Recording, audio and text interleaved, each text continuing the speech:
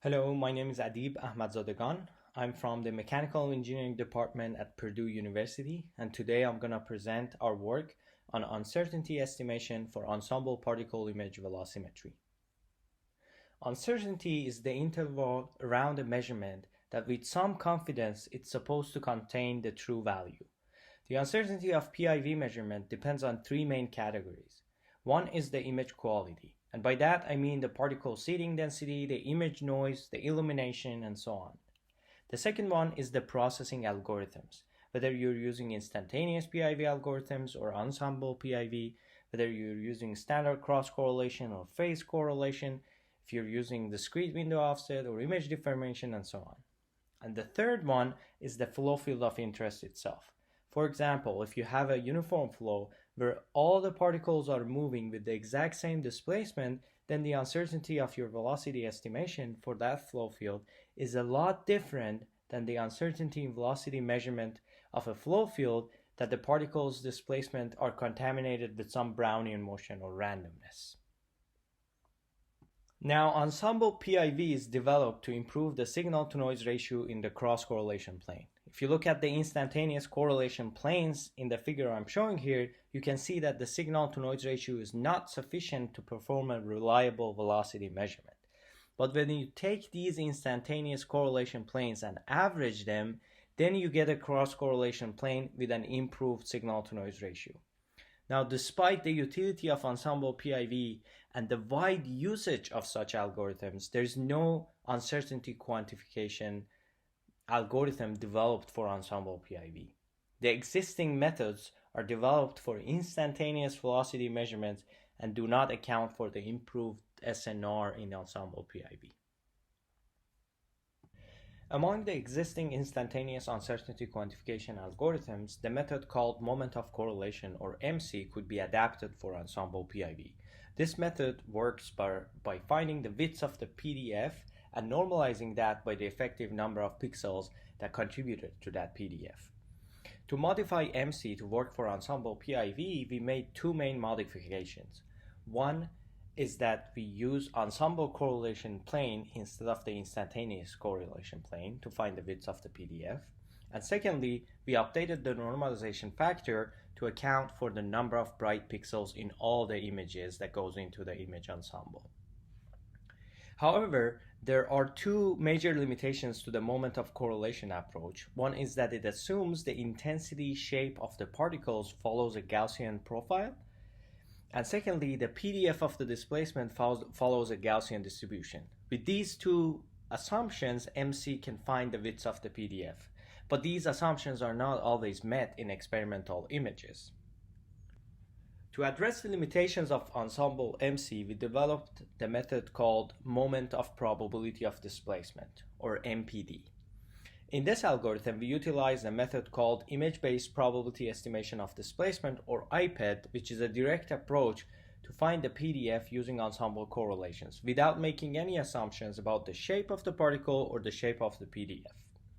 In short, this approach works by deconvolving the ensemble cross-correlation plane by the ensemble autocorrelation plane in the spectral domain. Now, from the PDF of displacement found from iPED, with some pre-processing steps, we can calculate the second moment of the PDF, or also known as the width of the PDF, in a discrete manner. We then scale the width of the PDF that we found by the effective number of particles that contributed to the correlation plane, and then report the uncertainty in the velocity measurement. The PDF plane that we get from iPED is rather noisy, and since we are going to calculate the standard deviation of the PDF in a discrete manner using the estimated PDF plane, we pre-process the PDF plane to remove the noise floor from the PDF. To avoid modifying the plane while eliminating the noise, we decided to use a thresholding approach. The thresholding criteria comes from the root mean squared, or the RMS, of all the PDF values in the PDF plane.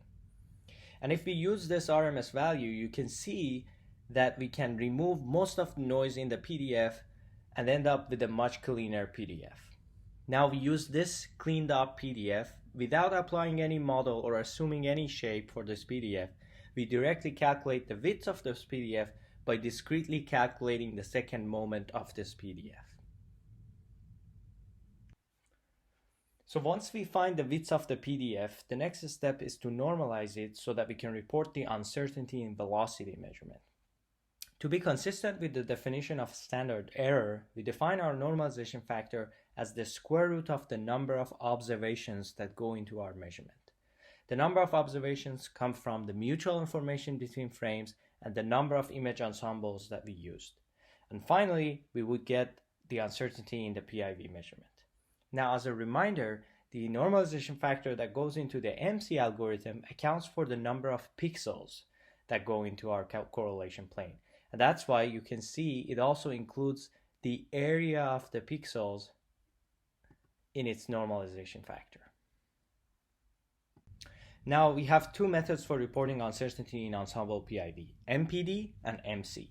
To do a performance assessment on these and compare them against the error, we designed a Monte Carlo analysis where we used synthetic data sets and varied parameters that are known to affect the error in PIV.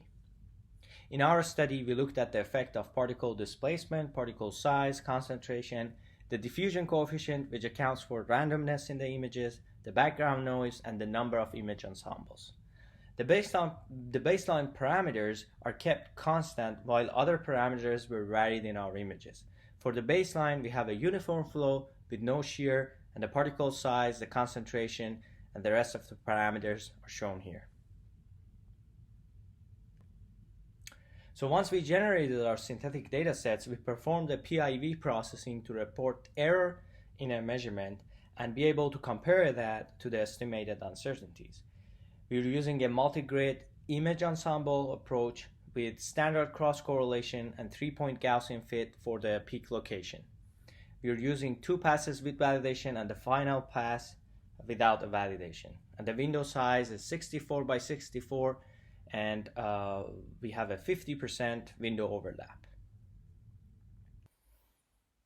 Here we show our results of the Monte Carlo analysis.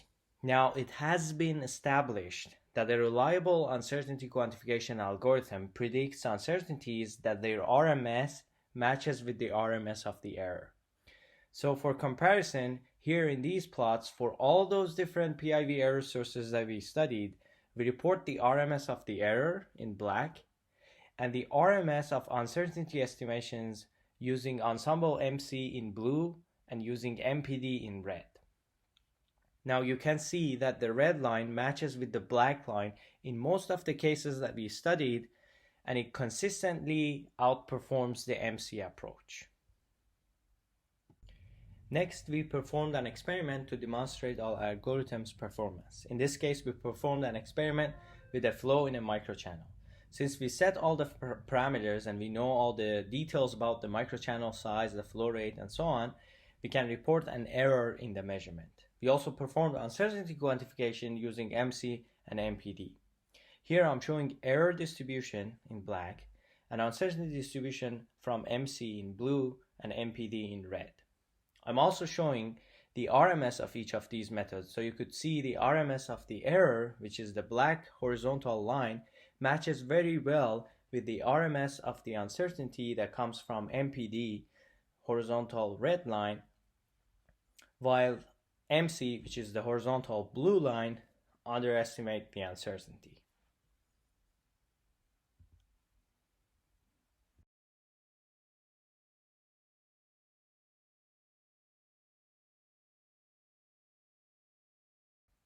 To conclude, we presented MPD as a novel approach for estimating uncertainty in Ensemble PIV.